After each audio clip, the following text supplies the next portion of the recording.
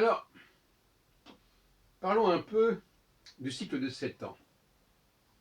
Le cycle de 7 ans, toi sur Internet, on voit qu'il y a pas mal d'astrologues, et de non-astrologues d'ailleurs, qui parlent du cycle de 7 ans. Donc, le cycle de 7 ans, c'est quelque chose de très important. C'est quelque chose qui est observé, c'est quelque chose qui est reconnu à toutes sortes de titres. Et chez les astrologues dits humanistes, on parle du cycle de 7 ans. Ruperti parlait du cycle de 7 ans. Et c'est souvent lié à la Lune, mais aussi à Saturne. Saturne dont le cycle est en analogie avec celui de la Lune, puisque on a les mêmes chiffres, on a 7 ans, 7 jours, voilà, etc. Quand on divise par 4 le cycle de la Lune ou par 4 le cycle de Saturne.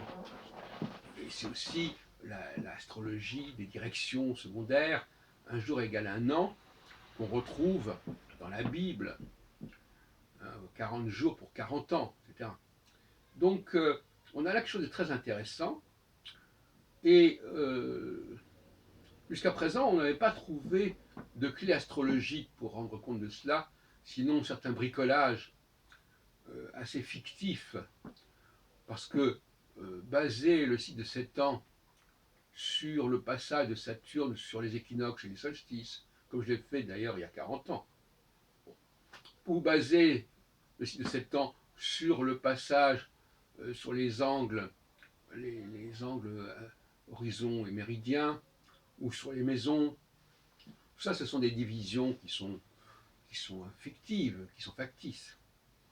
Donc finalement, on ne pouvait pas non plus faire apparaître le cycle de 7 ans dans un rapport de Saturne avec une planète, puisque les planètes, par définition, elles bougent. Donc on ne peut pas. Et donc finalement, la seule solution que j'ai trouvée il y a déjà une quinzaine d'années environ, c'est les étoiles fixes. Parce que quand Saturne se conjoint avec une étoile fixe, eh bien, une fois sur l'autre, ça ne bouge pas. Et si en plus on sait qu'il y a 4 étoiles fixes qui divisent à peu près également l'écliptique, eh bien on a la solution. Chaque fois que Saturne rentre en conjonction avec une des 4 étoiles fixes royales, qui sont Aldébaran dans la constellation des Gémeaux, Régulus dans la constellation du Lion, Antares dans la constellation du Scorpion, et Fomalo dans la constellation du Poisson austral, qui est dans le prolongement de celle du Verseau. Donc là, on a la solution. Une solution matérielle. Donc finalement, j'en suis assez fier. Je ne l'avais pas encore trouvé quand j'ai publié l'astrologie selon Saturne en 1994, mais je l'ai trouvé à peu près, je crois, vers 2002-2003, lorsque je me suis dit, on ne peut pas baser toute l'astrologie sur les équinoxes et les solstices, parce que ce n'est pas visible. Il n'y a pas d'aspect, on ne peut pas parler d'un aspect astronomiquement visible entre Saturne et l'axe des équinoxes ou des solstices, ou avec autre chose de ce genre-là. Donc je me suis dit, mais après tout, ça a été mon eureka en quelque sorte, après tout, pourquoi ne pas associer une planète avec une étoile dans une sorte de binôme là, intéressant, puisque dans le ciel, qu'est-ce qu'il y a sinon cette double catégorie, cette catégorie à la fois d'un côté les planètes qui sont des astres errants, qui suivent sur l'écliptique, et d'autre part les étoiles fixes qui sont sur l'écliptique et que ces planètes vont rencontrer. Les étoiles fixes royales, c'est l'ancêtre du zodiaque, au sens astrologique du terme.